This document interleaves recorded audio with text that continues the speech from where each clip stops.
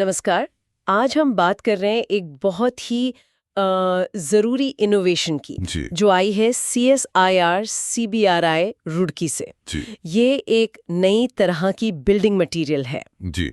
हम बात कर रहे हैं सेल्फ कॉम्पैक्टिंग एयरक्रीट कंपोजिट रूफ या फ्लोर स्क्रीड की। जी। संक्षेप में कहें तो SAC स्क्रीड। हाँ, SSC स्क्रीड। और इसे विकसित करने वाले हैं राजेश कुमार, प्रिंसिपल साइंटिस्ट, और डॉक्टर रजनी लखानी, जो पहले वैज्ञानिक थीं।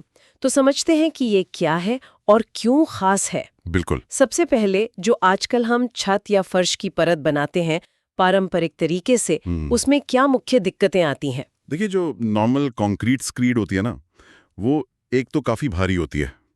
मतलब 1800 से 2200 किलो प्रति क्यूबिक मीटर तक।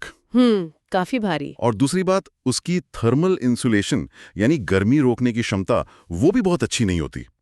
तो होता क्या है कि बिल्डिंग को ठंडा या गर्म रखने में काफ़ी एनर्जी लगती है। सही बात है। मतलब वजन भी एक मुद्दा है और एनर्जी की खपत भी। तो ये जो SAC स्क्रीड है, ये कैसे अलग है? हाँ, तो ये SSC स्क्रीड ये अपने आप में काफ़ी इनोवेटिव है। ये फाइबर रीइंफोर्स्ड है, लोड बेयरिंग एयरक्रीट है, और इसकी सबसे बड़ी बात, ये सेल्फ कॉम्पैक्टिंग है। सेल्फ कॉम्पैक्टिंग मतलब? इसे डालने के बाद वाइब्रेटर चलाने की जरूरत नहीं, ये अपने आप सेट हो जाती है। अरे वाह! तो इसका मतलब इसे लगाना आसान होगा, तेजी से काम होगा। हाँ बिल्कुल, और इसमें हवा के बुलबुले होते हैं, केमिकल फोमिंग से बनते हैं, जिससे ये हल्की हो जाती है। ठंडा मौसम हो तब भी जल्दी सेट हो जाती है। अच्छा। और एक और अच्छी बात, इसमें फ्लाई ऐश जैसे वेस्ट मटेरियल का इस्तेमाल होता है। ओह, तो ये पर्यावरण के लिहाज से भी बेहतर है। जी हाँ, और इसे बनाने में कोई हाई टेम्परेचर या प्रेशर नहीं चाहिए, तो एनर्जी भी बचती है। ये तो कमाल है। हल्का, मजबूत, गर्मी रोकने वाला और इको फ्रेंडली भी। पर क्या ये मजबूती के मानकों पर खरा उतरता है? हाँ बिल्कुल, ये IS 2185 पार्ट 4 के मानकों को पूरा करता है। इसकी डेंसिटी देखिए, सिर्फ 1030 kg पर मीटर क्यूब के करीब है। 1030 पारंपरिक वाले से कितना कम हुआ ये? वो 1800-2200 था, तो ये लगभग 45% हल्का है। 45%? और इसकी कंप्रेसिव स्ट्रेंथ 7.89 MPa है, जबकि मानक जरूरत सिर्फ 3.5 MPa से ज्यादा की है। मतलब मजबूती में भी काफी अच्छा है। और गर्मी रोकने की क्षमता, थर्मल कंडक्टिविटी? वो सिर्फ 0.31 वॉट पर मीटर कैल है।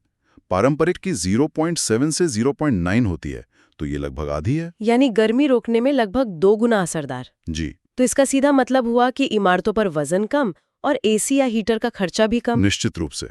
अनुमान है कि HVAC कॉस्ट में करीब 30% तक की एनर्जी सेविंग हो सकती है। डेड लोड कम होता है, कंस्ट्रक्शन तेज होता है। तो ये तकनीक अभी किस स्टेज पर है? मतलब लैब से बाहर आई है? हाँ, ये काफी आगे बढ़ चुकी है। इसका टेक्नोलॉजी रेडीनेस लेवल यानी TRL 8 है। TRL 8? इसका क्या मतलब हुआ? इसका मतलब है कि इसे पायलट प्लांट स्केल पर सफलतापूर्वक टेस्ट किया जा चुका है। CBRI रुड़की में इसकी डेमोन्स्ट्रेशन फैसिलिटी भी है। और क्या ये अब इंडस्ट्री के लिए उपलब्ध है? जी हाँ, यही सबसे महत्वपूर्ण बात है। ये टेक्नोलॉजी व्यावसायिक इस्तेमाल के लिए MS Pidilite industries limited Mumbai को ट्रांसफर कर दी गई है। पेडिलाइट को? अच्छा, तो मतलब अब ये बाजार में आने के लिए तैयार है? बिल्कुल। राजेश कुमार और डॉक्टर रजनी लथानी का ये काम अब इंडस्ट्री तक पहुंच गया है। अगर किसी को इस तकनीक के बारे में और जानकारी चाहिए हो तो? वो निदेशक CSIR CBRI को ईमेल कर सकते हैं। ईमेल आईडी है director.cbri@csir.res.in।